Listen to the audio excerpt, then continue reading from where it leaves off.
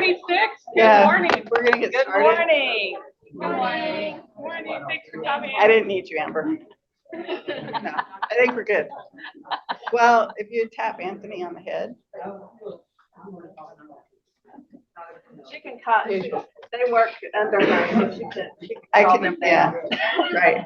All right, well, thank you guys for being here. We are going to talk to you today about our assessment practice in Tennessee. But first of all, I am Michelle Reiter. I am a program director at the department on the federal division team. Primarily, my role is all things family first, which you heard Peter talk about yesterday. And I do, clearly, the assessment work with the Vanderbilt partners who I have here with me today. And I will turn it over to one first. All right. Good morning. I'm Lisa Levoir. I'm a graduate student at Vanderbilt University, and I analyze all of this data that the state provides for us in collaboration with the Vanderbilt Center for Excellence for Children in State Custody. And I'm Nena Horton, and I work at the Vanderbilt COE, and I work with assessment consultants who are based in the regions across the state with DCS supporting their assessment work. Yes, First. this is mine. Yeah. All right, I get to go first. So if you take nothing away from today, this is very important to us. Remember the nothing about me without me. Should not be doing any kind of work with a family, not two, with a family and child without them. We shouldn't be doing assessments. We shouldn't be doing any kind of practice. Of course, for us, it's the assessments, but they need to have input. Again, like Peter said yesterday, they need to drive what's going on, because if they're not bought in or not driving it, then our efforts are kind of just wasted. So just, if that's all you remember today, just nothing about me without me. And that leads into person-centered approach to our assessments in Tennessee, which we harp on continuously. And she looks at me. So my slide doesn't have notes. Oh, it does. Okay. So the Tennessee history, I'm going to give you a brief, quick history. We could go on about this for the entire hour, but I won't. So we started assessment practice in Tennessee in about 2006 with the cans. That was a necessity born out of a lawsuit, Brian A. Does anybody know Brian A? Okay. So Brian A., the lawsuit was, Jamie knows it well. Yeah. Jamie was one of our monitors. I remember something. Yeah. So we were told in the lawsuit that every child in DCS custody had to have a standardized assessment, or everybody we had a case on had to have a standardized assessment. So we went around, tried all sorts of assessments.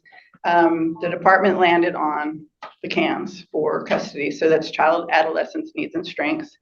And then 2007, we started with the non-custodial assessment, which is the FAST, the Family Advocacy Support Tool.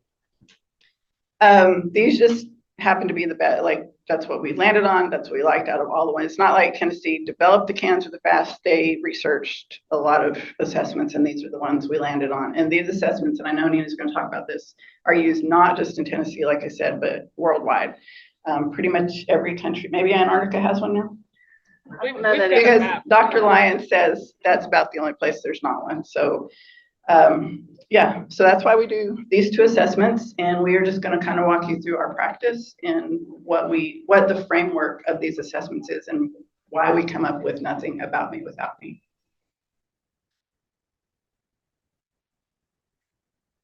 So, like Michelle said, I just don't want to walk in front of the camera. We're very laid back. So if you haven't figured that out already, we are very laid back. So stop us if you have questions. But like Michelle said, the department chose at first the CANS and the FAST. Some of you may have heard about the TENS. We'll hit on that a minute later. But these assessments were developed by Dr. John Lyons, and there was a framework around that. And so you see here, family in the middle of the frame. The framework around the assessment practice that was chosen is called TCOM. Has anybody heard that acronym? All the Vanderbilt people raising their hands. So TCOM stands for Transformational Collaborative Outcomes Management. And so unpacking that a little bit, TNT-COM is transformational.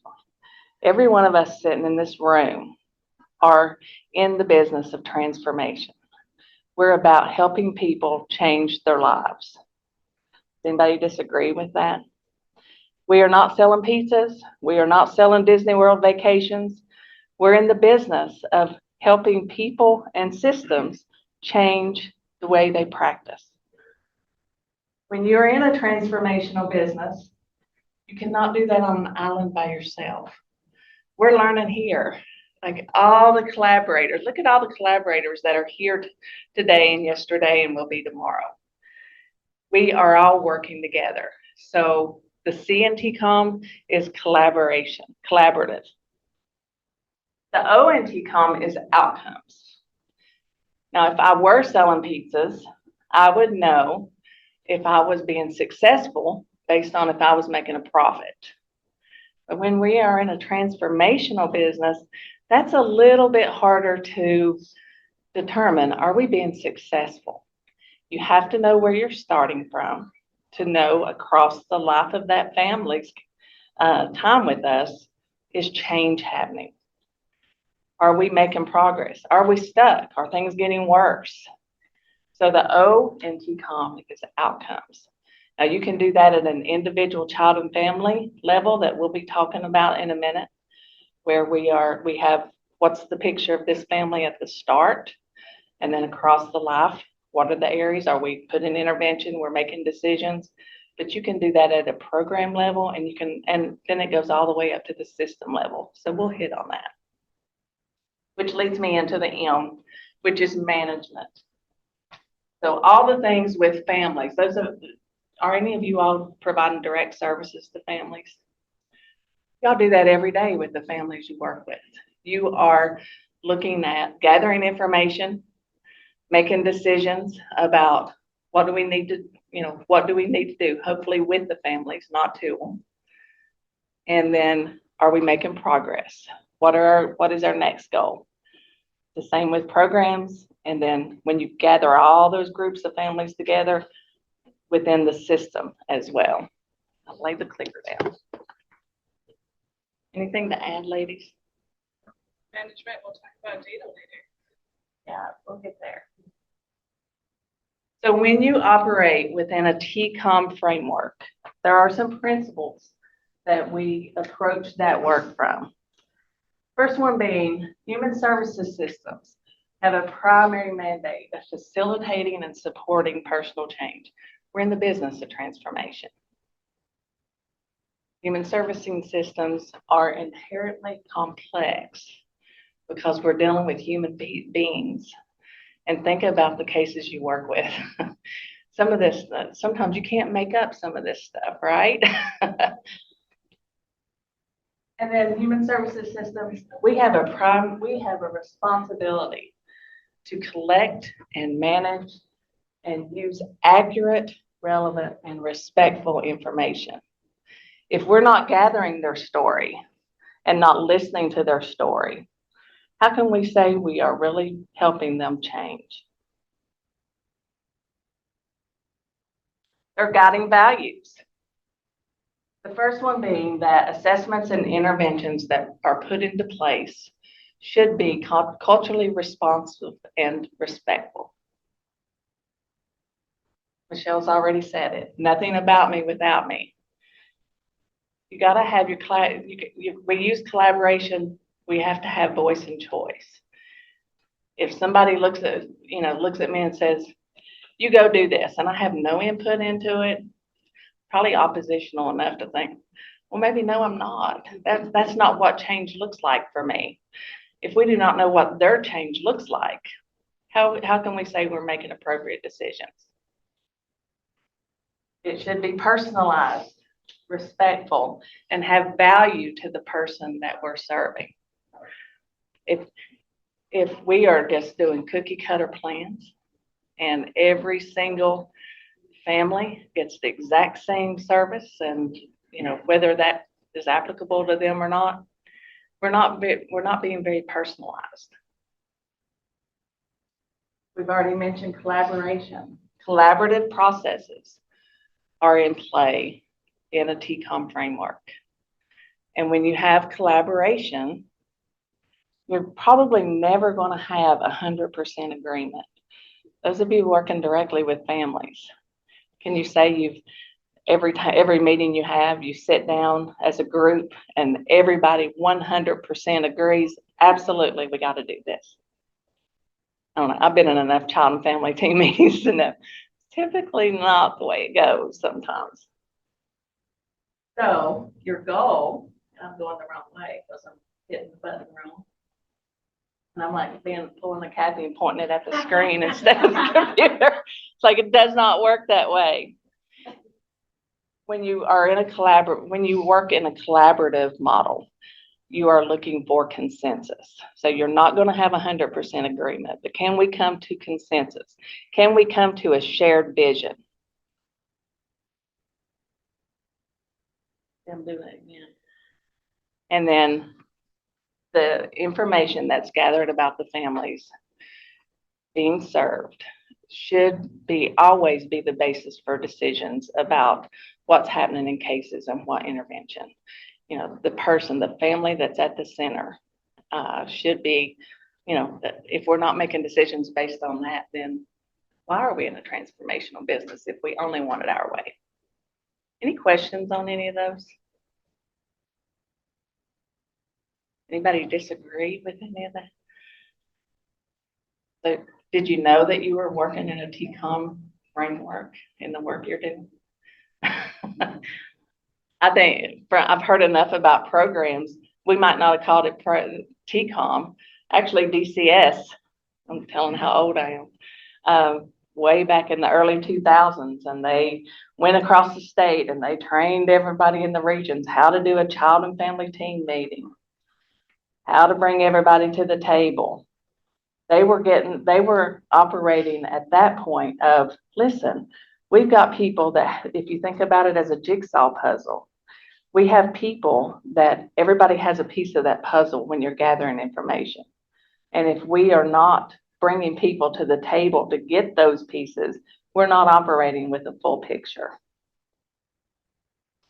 So like Michelle said, there are tools that fall under a TCOM framework, which are the CANs, the FAST, the TENS that we'll talk about.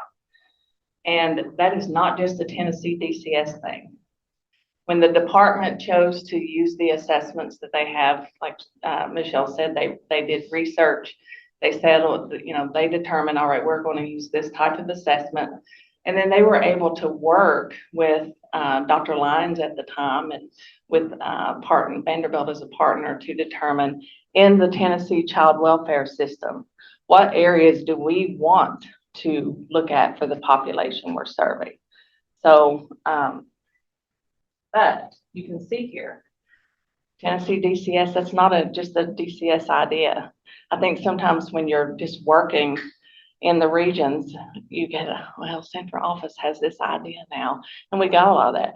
It'll change in a minute, not thinking about the fact that these tools are being used in some way across the country and internationally. There are some states that use them in their statewide child welfare system. There's other areas that, like a program is using the TCOM tools, a department, mental health agencies. So they're being used in some way around the world. And to Michelle's point, I've heard Dr. Lyons make the joke that they're on every continent except Antarctica, and he's not sure there's kids in Antarctica. So I don't know if there are or not. So I mentioned tools. So in a TCOM framework, we have tools that support that philosophy and that framework. And in Tennessee, like Michelle said, they started first with the child and adolescent needs and strengths assessment. The CANS is used with children who are ages 5 and older, who are in the custody of the department or who are on juvenile justice probation with the department. The CANS focuses on a single, that youth and their caregivers that are a part of the permanency plan that the department has in place.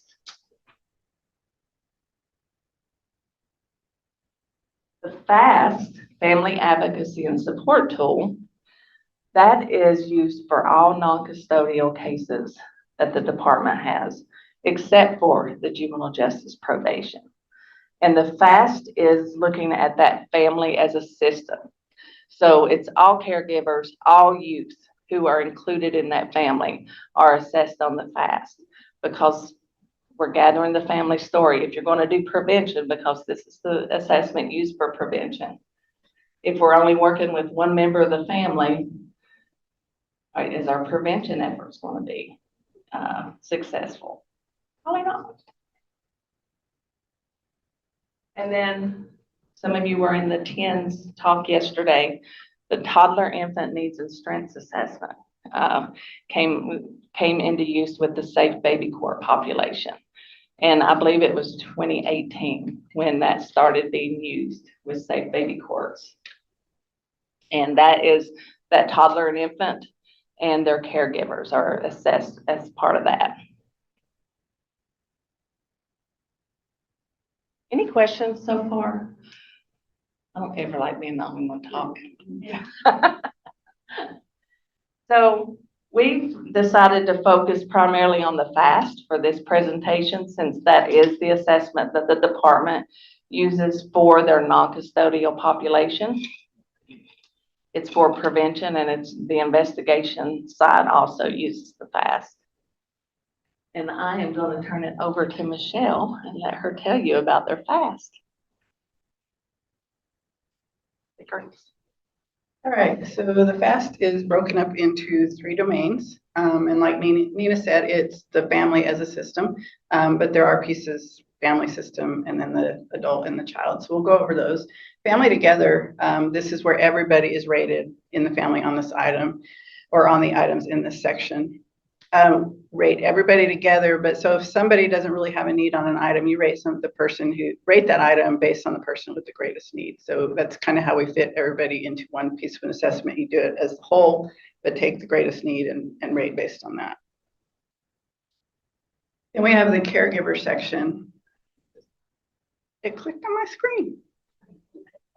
See over here, I'm watching the wrong one. All right, so the caregiver section is exactly what it is. That's the caregivers in the household. So it's going to rate them, and they are rated individually. So you have a mom and a dad, you're going to rate each one of them based on their own needs. The items are for each of them. And then we've got the youth section. The youth, there's room on the FAST. You can rate all the youth in the home. Again, individually, their scores will be done. It's not combined. The only section combined is the family together.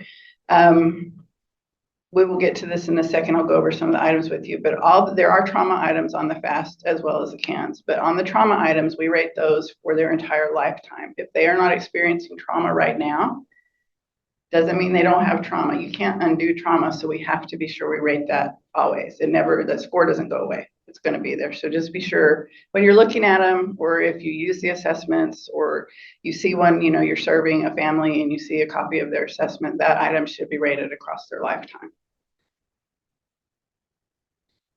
All right, so these are the core items for the FAST, and I am not going to go over every one of these. I mean, Nena can give you a definition for all of them if you want, but it's a lot. So just want you to see kind of what we rate.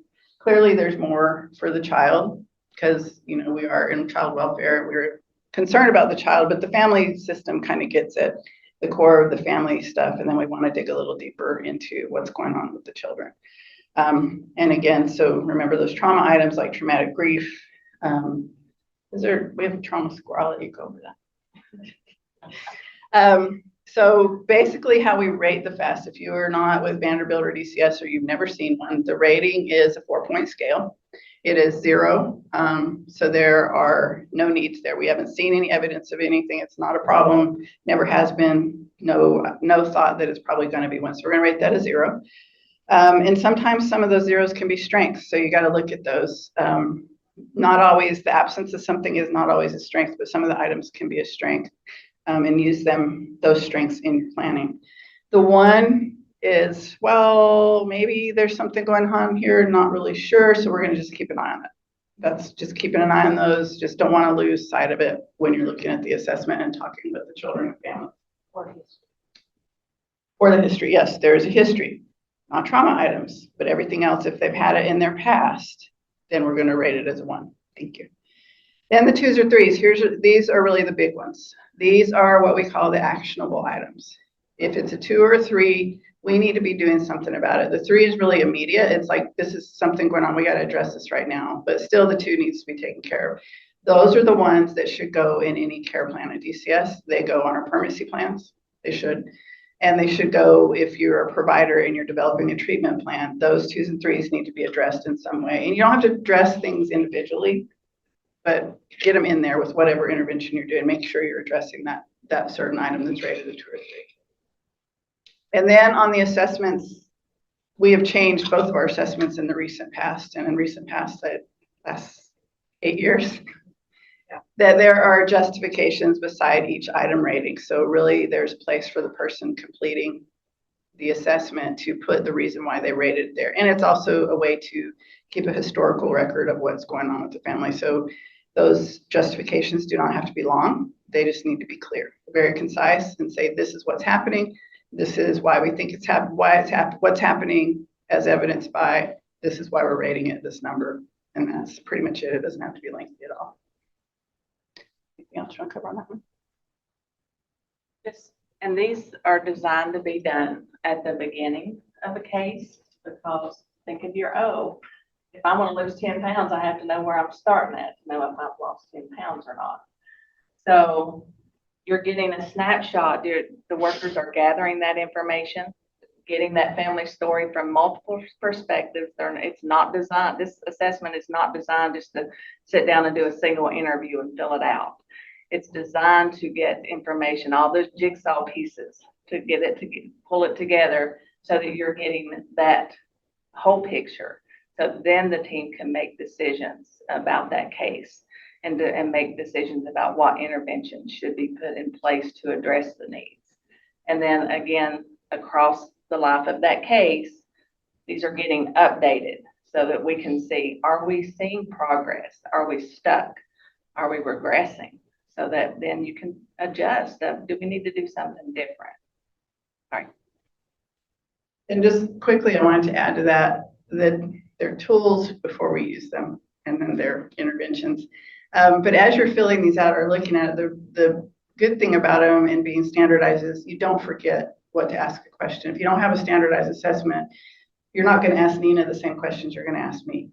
But if you have one, then you're going to go back, you're going to have that reminder, that prompt that I need to ask about this, because you have, domestic violence. It's on my head because we just left that session. In the family, you might tend to just look at that, but you forget about all these other things that might be contributing factors or results of that. So the assessments really help keep you on track and make sure you're asking all the questions, relevant questions, and everybody's getting asked the same. It eliminates some bias. And like me, it would eliminate memory problems because I would forget to ask everything. We're human. Right. All right, so the FAST has some outputs. When you fill it out, you complete it, and you get all the scores in there, then it's going to generate your outputs for you.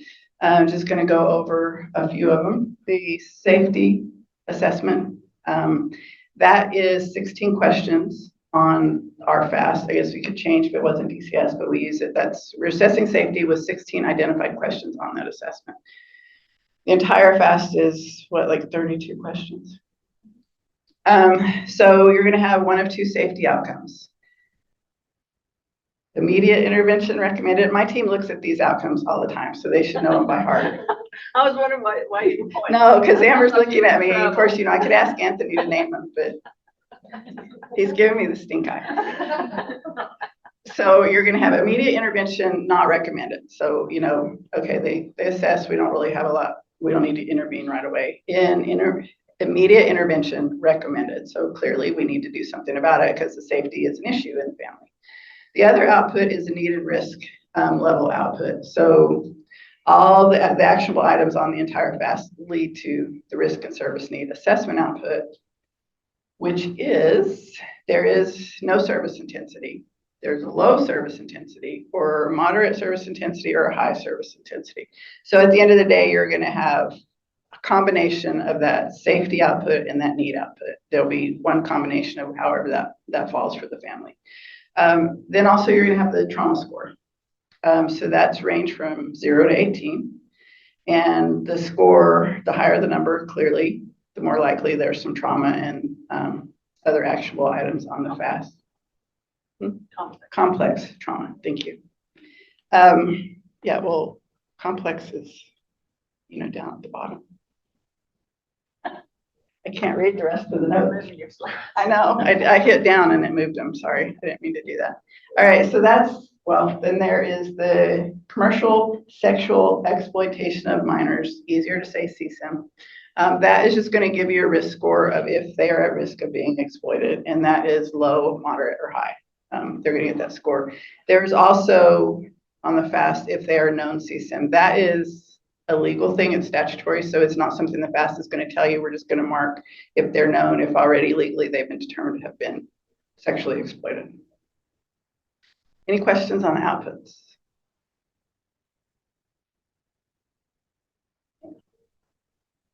Huh? Board. All right. So you want to see, this is the output. If we go into our system and print the report, this is basically what you're going to get. And it's going to show you, I'm going to use the clicker, the pointer. No. All right, wrong button. So that arrow right there, the safety level, that's going to give you the risk and safety. This child's FAST is they have immediate intervention recommended, and they are at high need or risk. So we really need to be in there doing something for this family. And then it just gives you basic other information there. The other red dots down here, the trauma and the CSIM, those are going to show up there. This child has a trauma score. It's not up towards 18, but it's still got some trauma there. We need to address that, and low risk for being exploited, sexually exploited. And then this is one of the other pages. It depends on what goes into it. Comes out, the more that's in there, the more detail you're going to get, probably a 3 or 4 page assessment or report. The best part of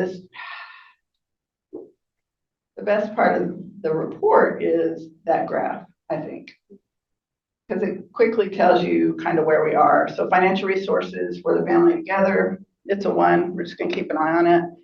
Residential stability, we clearly need to do something about that for them. And then it goes on, natural supports and family conflict and family safety. They're going to need to do some work or planning around that.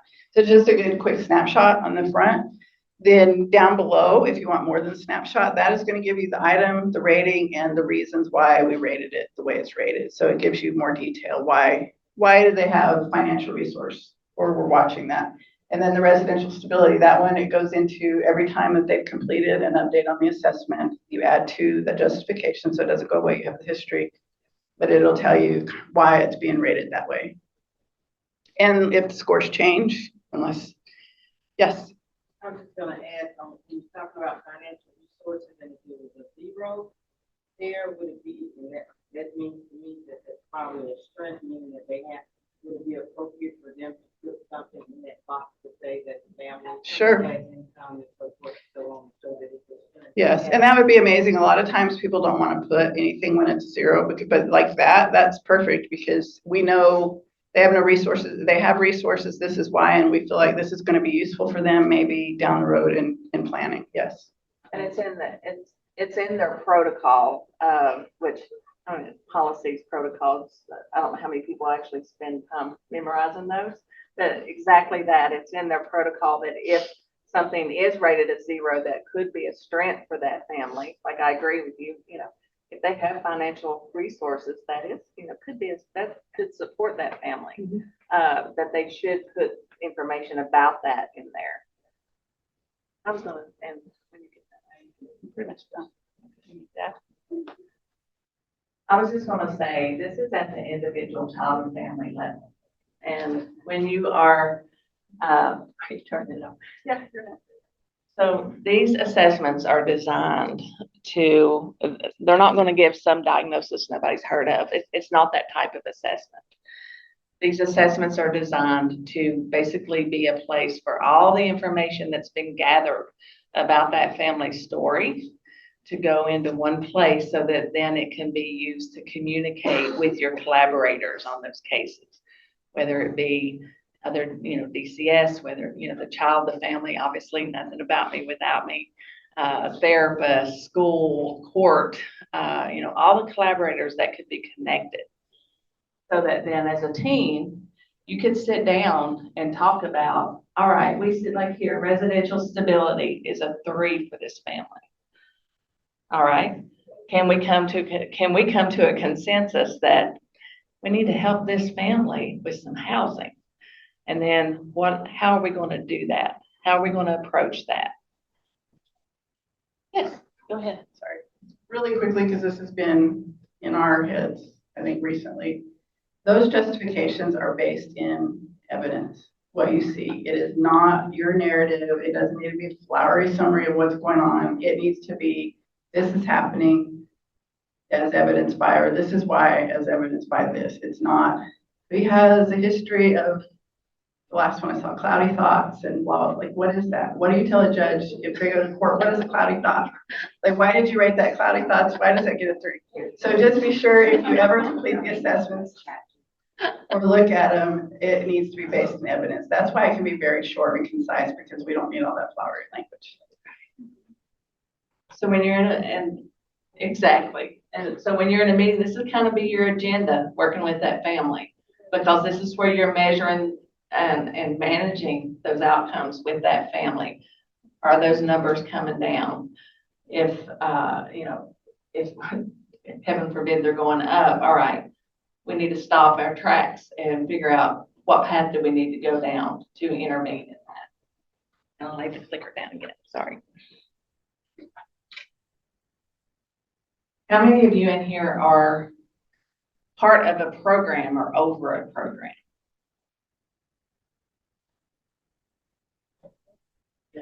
So if I had a prevention program, or I would be thinking like beyond the individual child and family level. So I imagine you have to think about your groups of population you're serving, right? So when you're working within a TCOM framework and you've used the tools that are part of that framework, you can bring groups of family stories together. So being over a program, I would be wanting to look at, all right, what are the needs of the population I'm serving? I think we mentioned with the 10s, being in court, what are the needs in my court or in my county? So that then I can decide, all right, what services am I going to provide to try to address the needs of the population I'm serving? So that's TCOM at a program level. And then it'll advance, because I'm not pointing at the computer. Think about the Tennessee system as a whole. There are thousands and thousands and thousands of assessments in the Tennessee system, so that then they can bring the stories of all of the families the population that they're serving together to help make determination about, wow, in the western part of the state, my population that I'm serving has these needs, and I have nothing in place to try to address that need.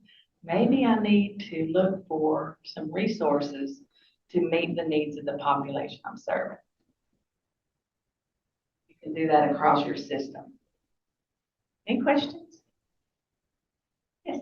Who gets a copy of the results when you do them? Like, would a family get that so they could take it to a provider so we could look over it and find ways to help support your family? They are designed to share. And I'm glad you asked that, because we get workers ask that a lot. They're asking for a copy of this summary. It's their story. Yes, it is designed to share. That's the beauty of this approach. It's at its heart, it's a communication approach. And I just say, to add to that, something I sometimes tell people is, if you went to the doctor and you asked to see your medical record and they said, oh, you can't see this, what would you do? Like, you would be pretty upset and probably never go back to the doctor, or maybe sue them or whatever. I don't understand why people would think we could do that to the people that we serve. So just remember that when they're asking for their story, it is theirs. There should not be anything on that assessment that they don't already know. And it's their information, give it to them. And you're clearly going to get more cooperation because they're involved in their assessment practice. Because again, we're working with families, we're not doing things to families. We got another question. Yes. So when you have a couple of slides and when you talk about the rating the family. So if the non-custodial parent is not in the home, would they be on the fast as well? Like on the day, most likely the dad, he's not in the home. Would they still, and we know that they have a dad maybe semi-active, maybe not, or would we still need to want to rate them as well? Kind of a lot of it depends on the family.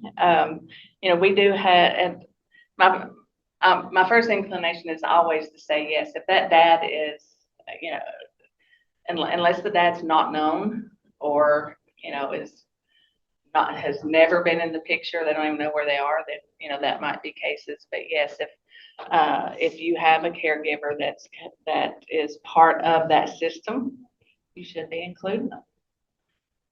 It's getting a little harder now, getting involvement in caregiver function. Absolutely. Yeah, I would be, I can stop that. That's what you ought to take away from this is the presenters didn't know how to use a clicker or whatever this thing's called. I'm going back to the items. So yeah, definitely if I were scoring a caregiver that's, they might show up every other week or so. An involvement for that caregiver is going to be really high because they're not involved in the daily life of that child. And then, but working with the family then of, is this something that because we're looking at what does change mean for them? It's not what our idea of what change should be, unless obviously safety. We have to keep kids safe, but what does change look like for them, and what do we want to work on? A good question. Any other questions? I got to catch you back up. Sorry. We get to see all the transition. Yeah. So Lisa is going to talk about the Tennessee system using the FAST data that we have. So we thought that it might be interesting to all of you all to get a good look at, all right, what does the population that, at least for DCS, that we're serving, what do they look like? All right, thanks everybody. And there are bonus slides. I will tease that fact. So if anyone gets interested, we've got more after. So the first thing I'm going to show you is a map of Tennessee. And we have Tennessee divided into 6 jurisdictions now as the new management regions. We have a map if anyone wants to take that home. And you'll start to see this on all of the graphs that I'm going to show you. So if you are a caseworker or somebody who's involved in any kind of prevention service, hopefully you can find the area that you work or the county that you work in. And we really want to be able to show you the top needs for family together, primary caregiver, and children in each of these regions. So that when you're doing any kind of prevention service, you could plan or maybe say, yes, that matches what my experience is. So this map is showing an incidence rate. And all that means is we want to compare apples to apples between counties. So, Davidson County or Shelby County are very populous. So if we just showed a count of how many kids are getting best assessments, we probably would show just those 2 counties are bright red because there are so many people that live there. But if we compare based off of the proportion of kids, standardizing against the population, we can actually see that those counties are doing relatively well. And there are other parts of the state where there's actually quite more frequent FAST assessments taking place. So just to kind of center the conversation. And if anybody has a question, I don't want you to be confused. So please raise your hand or ask me later. Do you have a question, Kathy? So are those the counties that are within each of Yep. the 6 regions? Yep, and I label them. And what does orange mean versus blue? So the green is lower rate of having fast assessments, and orange would be a higher rate. So I tried to make it intuitive that orange might be cause for concern. And this is the first fast or all fast? This is all fast case types. Yeah, from the January 1st, 2021 to December 31st, 2024. So what you're saying is that includes what are the cases? So it's including the assessment, the investigation, the FSS, and the FCIP. But I do have other maps of that not in these slides if you wanted to see each of those case types. And those are the Department of Children's Services designations. So Perfect. family support services, family crisis intervention, CPS investigation, CPS assessment. So we basically have this map for each of those program areas, even though it's not within. This is all of them combined. Okay. Yeah. So this is a map, sort of orange is higher rate of non-custodial. Fast Fast assessments. assessments. Yep. But not necessarily relative to the number of allegations or child abuse reports, right? So. Just the number of assessments. Yeah. Non-custodial. Right. Yes. And a good thing to point out, so each assessment will have, say the family has 3 kids, since I'm scaling to the population of kids, under 18 in every county, that assessment would be counted 3 times. Because there's 3 kids. If there's 1 kid, they'll be counted 1 time. So anybody who really likes looking at graphs will later see that the y-axis for caregivers has a lower number than the y-axis for kids.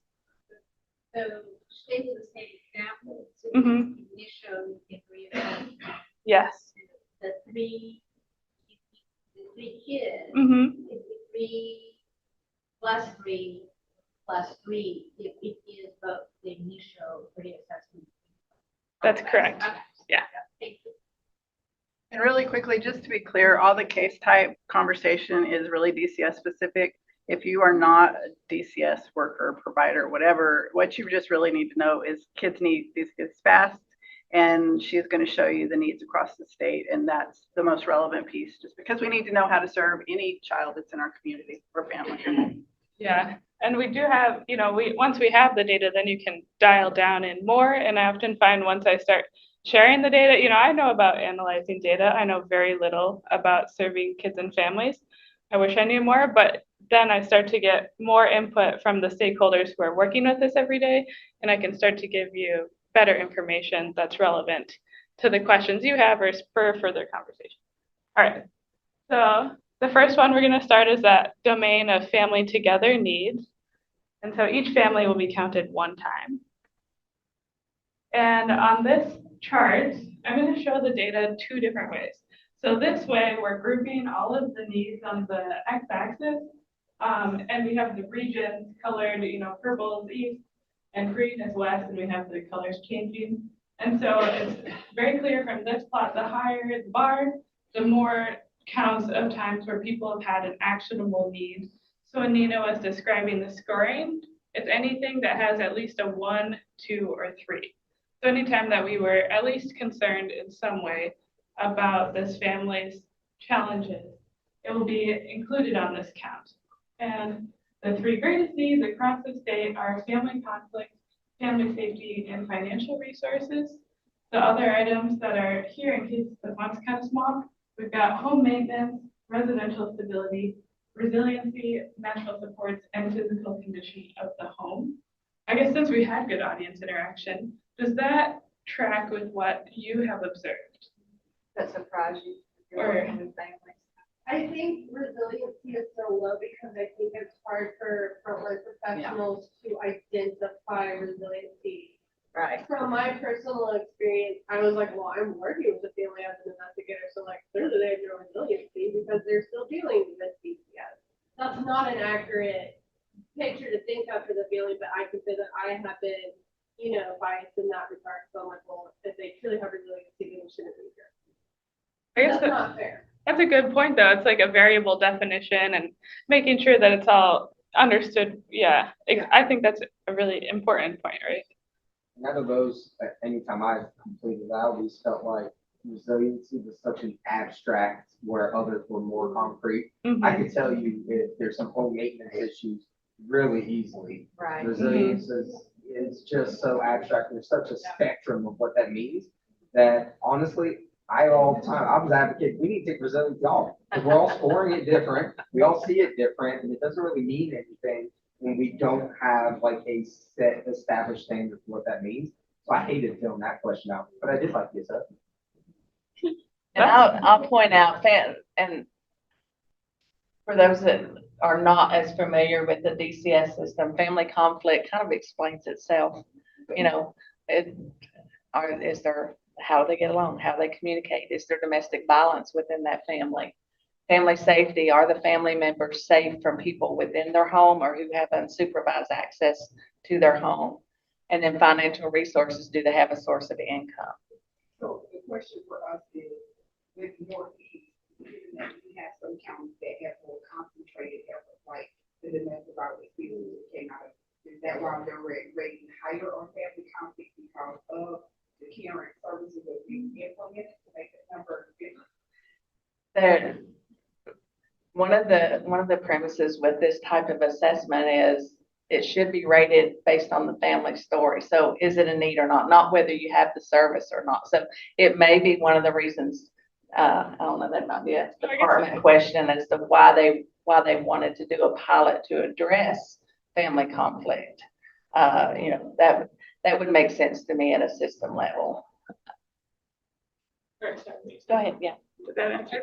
I think so, based off of, I mean, you identified definitely how the data is pulled, right? So since I'm counting how many times this is reported as a need, if we're looking for something more, we're able to find it more compared to scaling it based off of any kind of rate. So yeah, we didn't know if anyone was going to catch that, so nice. I like that. Okay, so the next slide. I have the same problem. I want to point at this. Yeah, it's the same data, just rearranged. So now we're having it grouped by the region, and then you can see within your region the relative item list. And these slides I think are available for everyone later. So if you want to like interpret it on your own, you can always do that. So just in the interest of everyone's time, unless there are questions, I'm going to go to the next set. So I know there is primary caregiver and caregiver data, you know, for the other caregiver that's mentioned. For the purpose of this presentation, we just pulled the primary caregiver data, but the same kind of things can be, you know, measured for the other caregivers. And eventually it'd be nice to kind of put these needs on the map too, as far as proportion in each county of what things that primary caregivers are facing. Same kind of map. New different labels and people who are being evaluated. So the three greatest primary caregiver needs for this 4-year period were substance use, supervision, which Nena can tell you the definition if you aren't sure, knowledge of youth and family needs. And then if we continue down the list, there's mental health, current criminal activity, involvement in caregiving functions, adjustment to trauma experiences, discipline, medical and physical, and lessons developmental. So once again, audience participation. Does this match what you expected, or is there anything that's surprising to you about seeing this proportion of primary caregiver needs? Northeast.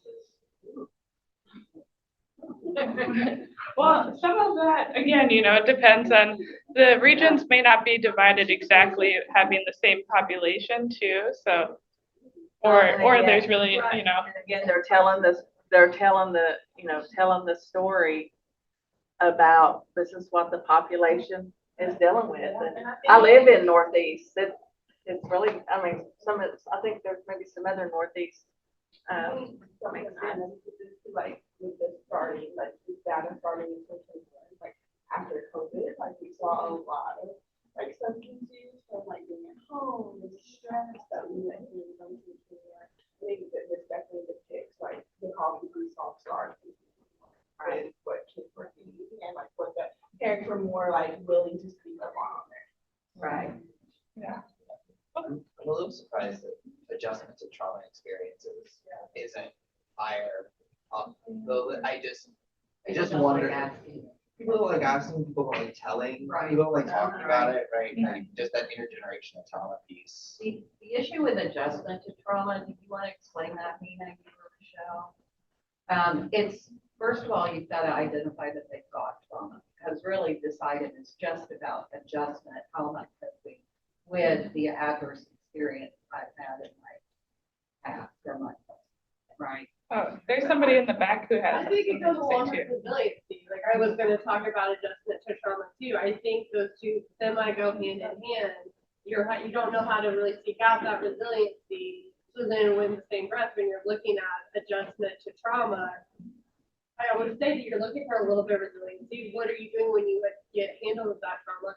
And I think also too, when I was a frontline professional, I was so focused on the allegation at hand and like the immediate fire that I'm not thinking about what led me to the fire. Right. And it's hard to break that scope. It's hard to break that practice and to think I'm working with a whole family, with a whole story instead of while they're on my desk today. Yeah. And to take the time to gather all that information. So And yeah. I think when you're looking at prevention, we gotta get to the perspective of global. Yeah. We can, we have that play off it. This house looks really raunchy. Right. And that's all we. Well, and that's the reason for the standardized assessment. You, Yeah. you use, the standardized assessments helps you not just keep that tunnel vision. And we had a previous CPS director several years ago. She said, we will walk into a house, step over the dead body to see the dirty house. Because that's your call was for the dirty house. So you step over the dead body. You didn't get called about that. That's partly why we have the assessment, to help you view all of it and there's a dead body right here. Maybe we should address this issue. For us, like, I think more like, we get our assessment, when we do that. But I think the lens I'm looking for through that, like, through the adjustment to trauma, like, after we get the case, like, we start with ACEs first, it's where we do ours, and I think it did surprise me that it was like a lot later. We have a lot of generational trauma. Oh, yeah. That affects the household. You're bringing up a great point, the C&T commons collaborative voice, right? So you really, if the story isn't really an accurate story, you as the provider can speak into that story and create a more increased accuracy through that collaborative engage process. And that's what I think, I mean, if we don't remember anything else but the acronym, it's like, all right, my framework is person-centered, and am I using that global assessment and getting that full story? And if I'm one of the collaborators and I'm saying, wait a minute, this is also going on, let's bring that back to our collaborative so that we can make sure that's included in order to make put some intervention in. So, because I think Michelle started to make the point when she said at first it's first a tool, but it can be an intervention. It's meant to be, we're using this across the life of our case because that is our, you've got all the little items. If you think about like being a closet, that's our way of organizing our closet and having that something that we can sit down together and collaborate and figure out what are we doing next. Yeah, but it does definitely sound like one of the pieces from many of the groups. Members of this particular group is on the resilience and the trauma informed. Those two things are subjective depending on where you come from. So in my neighborhood, if a person got shot out in the courtyard, that is trauma to you, but this is a way of life for me. And so this has become common practice. If parents don't understand what it is to have trauma or what trauma means or what it means to be resilient, it's hard to engage them on this level if that is not a discussion at the beginning. Right. It's a discussion once you have those relationships built, and that's why it's designed to be like a living entity in your team. Of we can update it, and we've got that relationship now, and they are talking about things they've gone through, and we are seeing some effects of that. Let's go back and adjust this so that we can make sure we're making decisions based on the actual needs, of the families we're working with. Can you talk just very quickly about the what, not the why? I think that is important in this conversation. I put you on the spot, Nina, but you're the best at explaining it. So, I think even when I was answering the question in the back about is family conflict so high because we've got the domestic violence? These assessments are designed to rate, is this a need or is this not, in spite of intervention. So if the only reason that they are not actively using drugs is because they're in treatment for that, we're still going to score that as this is a 2, we are doing something about it. We're not labeling, we're just communicating what's going on in that case. And so in spite of if the service is available in an area or not, if it's a need, it's a need. In spite of if an intervention is the only reason that they're not exhibiting the behaviors in that need, let's score that as, yes, we're continuing to do something about that. Is that what you were talking about? Yeah, glad this is spurring a lot of good discussion. So we have a few more slides before we even get to the bonus slides. So the next set, yeah, yeah, I have to, tease something at the end. So there are 13 different items here for child needs, and like was mentioned before, we've divided them into traumatic groupings. So those are sexual abuse, physical abuse, emotional abuse, traumatic grief, neglect, and witness to family, school, or community violence. And then I'll also have a separate set of plots with the other need groupings. And so if you see them, separated by the 2, we'll see those top traumatic needs on one set of plots and then top other needs on the other. The bonus slides has all 13 together. And so the other non-traumatic categories include developmental or intellectual, education, high-risk behavior, mental health, physical health, relationship with primary caregiver, and substance use. So the 3 greatest child trauma needs for this report period are neglect, witness to violence, and traumatic grief. And then the other ones assessed are physical abuse, sexual abuse, and emotional abuse. And I will say that, ranking physical, sexual, and emotional abuse, they're all, pretty much tied for having those needs. And the top ones are also, pretty concurrent in the rate that it happens. So those are individual child, what's the count? Yeah, so the count is individual child entries. So say there's this family again with 3 kids, Curly, Mo, and Larry. Curly has a problem, he's counted with some score. Mo doesn't have a problem, he's got a 0, he's not counted. Larry, maybe, I don't know what happened, but he would be, but we're only counting the kids that got the score of 1, 2, or 3, so something that's identified. But yeah, we are counting all the kids each time. Any surprises with those trauma? I think neglect gets overpicked because it can be broad. I know when you look at the manual, it defines it really well. I also know that as a professional, I cannot look at the manual when I fill out the FAFSA. I'm only tattling on myself. It's a safe space, but it's good to have the conversation, right? I know. So I think neglect just gets this broad placement, and I think sometimes within neglect might be better suited in a different category, but I did not take the time to do that. Yeah, and that's actually nationwide. We look at EPM data, it's going to show this exact thing. Yeah. Whether it's Tennessee or the nation, neglect is always the highest. And of course, neglect can include medical, food, Yeah, clothing, shelter, or educational neglect. Witness to violence explains itself. The traumatic grief, that's our grief and loss item. How, have they had loss, and how are they adjusting to that loss? Are they experiencing symptoms based on that? Do you have a question?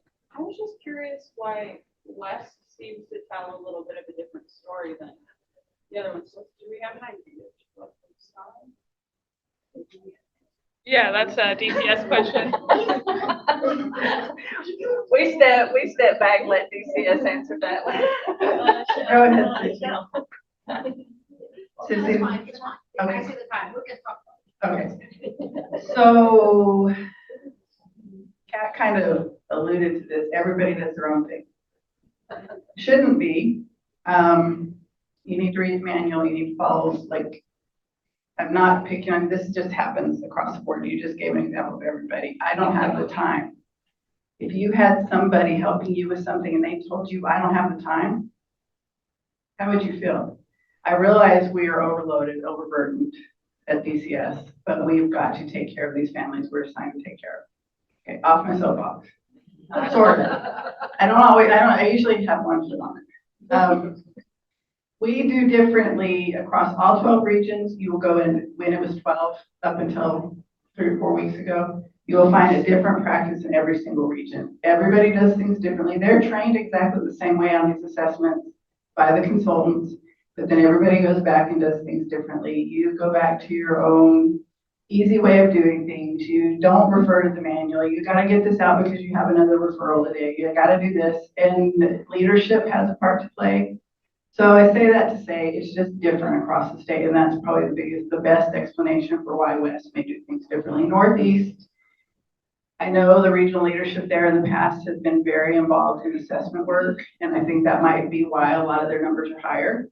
The other regions, sometimes not so much. So that leadership helps. There's variation. We're all human. We all do things differently. We do what we need to do at the moment. Not intentionally trying to do anything bad, clearly, but it just happens. And I think that's probably the best explanation for why things are different across the state. Well, I think a lot of times we have to, kind of to Karen's point, there's a lot of implicit bias that we come in and, you know, what is like neglect to me might not be neglect to you, because I might see it as poverty. You didn't neglect your child, you just don't have resources, right? And that's my personal stance, maybe, but maybe somebody else has taken that assessment and they have seen it a different way based upon their own background and what they come up with. Which is the beauty really of this approach. When it's with this framework, when it's used the way it's designed to be used, it's not only what you think, it's coming in to collaborate. You know, you're using your collaborators. So it's not just one person's opinion. And, you know, these are the details. Is this an area that we need to address on this assessment or not? So that's kind of the beauty of it, so that it's not just one person viewpoint coming together. I think from a CQI perspective, this kind of data tells me in my region area, and even if I can get down to the county map that you've done, it's telling me maybe I need to train a little differently in these regions, right? So you can collaborate with your training department and see if they've got some modules that address, you know, how is it really, what is neglect, really what is resiliency, what, you know, how do you ask about this? So you can kind of train up the system maybe to a little better in how they assess resiliency. And I think that's to be kind of to what I say about nothing about without so important. Is if I'm talking to a family and little Johnny hasn't eaten in 3 days, and mom says it's because she didn't have the money for food, well, that's going to be poverty piece. But if mom says it's because the little Jimmy was acting up, then that's neglect. That's why it's so important to talk to the family about the issues and try to get to the root of the problem, because that's how you're going to uncover, is it neglect or is it, you know. Yeah, I was just gonna ask, so given like the statistical data, for example, about the substance abuse issues and the different types of drugs. If we look at the trend of what has happened, East Tennessee had the greater problem because we had all the drugs. Right. Whereas in West Tennessee, that was not the case. West Tennessee did not have a meth problem. West Tennessee did not have some of the other elements of what we were dealing with in Eastern Tennessee. So your data actually is reflective of what we've actually seen. I don't think it's really far off from what we've been dealing with. I think it's just a reality of saying that we're addressing it and we're capturing the data. I agree. I agree. Reflective also for show, share age that is not even across the region. Yeah, that's what I was gonna say. Gosh, it's just so interesting to hear go through this. So I feel super grateful for all the work you've done in this. I do think as somebody who looks at a lot of data, I do think, yeah, if we don't have consistent completions across the state, well, then we could have much, we feel the picture we have, but we're also, we have to acknowledge the picture maybe could be at least wildly incorrect based on inconsistent implementation. No one's, not blaming somebody, right? Not pointing fingers, just to acknowledge it with that kind of humility. I also think the points that have been brought out about like what is resilience, what is grief, what is trauma. We know the more subjective it is, the more you're gonna be subject to your greatest implicit biases. You know that, it's out there. So I think however we can do training, one can do training that's going to get at what are biases. How am I looking to how am I rating through the eyes of the people who I'm rating? We're rating together. That's just going to be critical in that training, whatever that is, and however we do it. But that bias issue is just going to be super significant in those issues. Absolutely, and go back to.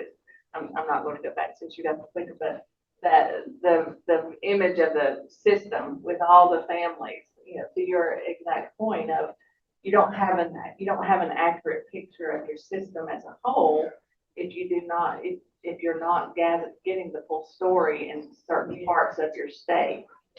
So that's the work. That's why, I mean, we know that, and that's, it is the work of, and that's why we go to conferences like this. We train foster parents about the framework. We train providers about this framework. We train court systems are using versions of the CANs because when it becomes a common language, which is, that's the framework. We can all, I haven't heard anybody in here say, wait a minute, I have no idea what that is, because it's a common language. And to your point, it's the work. Let's help people get back to their why and why it matters to gain that full story instead of let's hurry up and just score is the house dirty or not.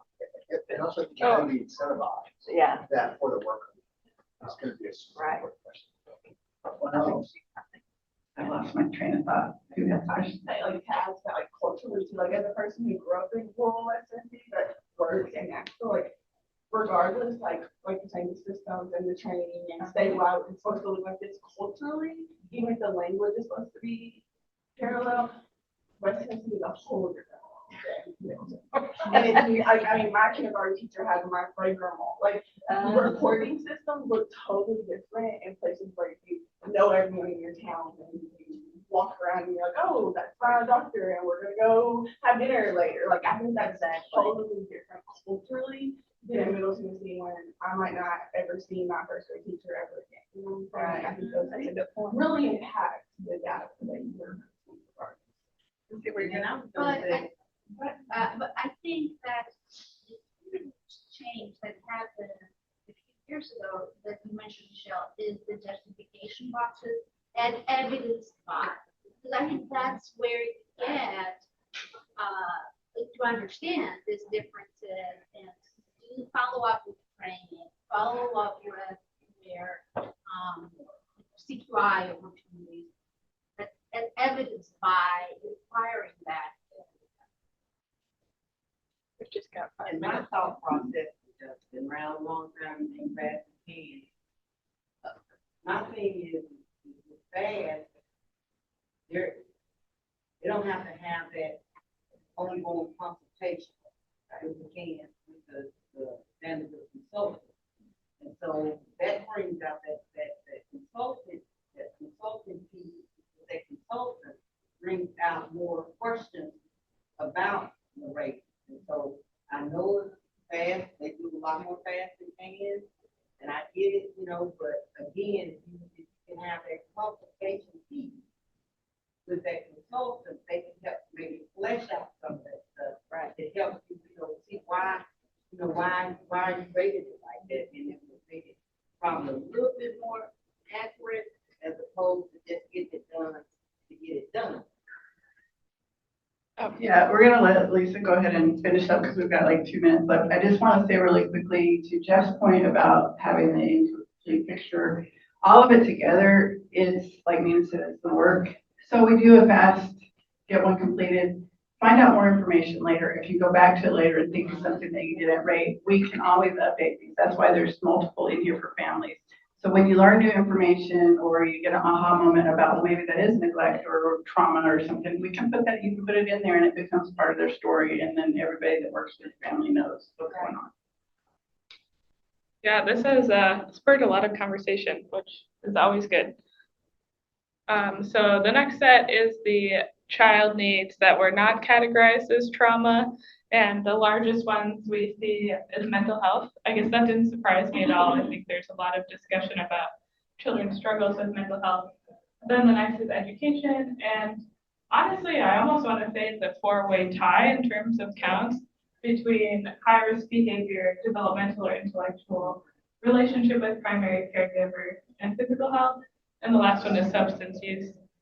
You say this is striking and speaks to something I've been thinking for a long time, is that for kids who are involved with child welfare, the narrative so quickly becomes their mental health problem or why they're not finding placement and permanency and stability. And to say that mental health is the top need outside of trauma misses that these kids' mental health needs are directly caused by their trauma, right? Like, Yeah. and it just like speaks to the need for, and not with this, but like this narrative shift across the board, because these kids aren't in custody or involved with child welfare because of their mental health. They have mental health needs because of the reason they're involved with child welfare. Yeah.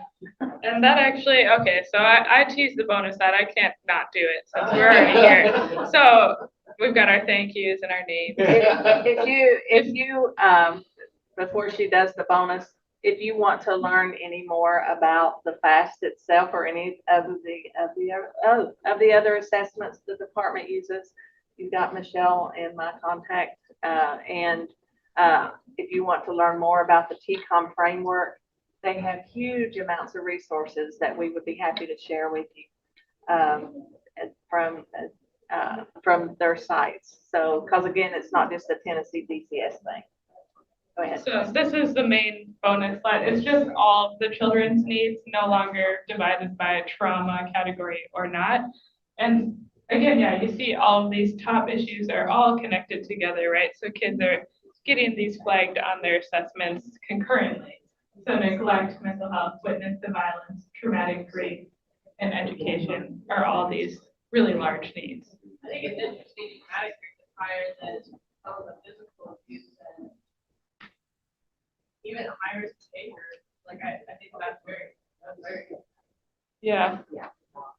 And some of this could be, you know, maybe those are scored as a 1 and the other items are scored higher, but we included everything that scored at least a 1. So. Any questions? I know we're out of time. Yeah, we had a thank you all for the discussion and not making us feel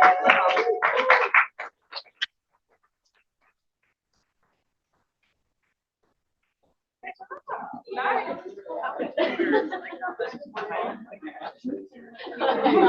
see, oh yeah, you can ask questions. I'm gonna do I think it's recording. I don't know how they do that, so I'll just chat with you.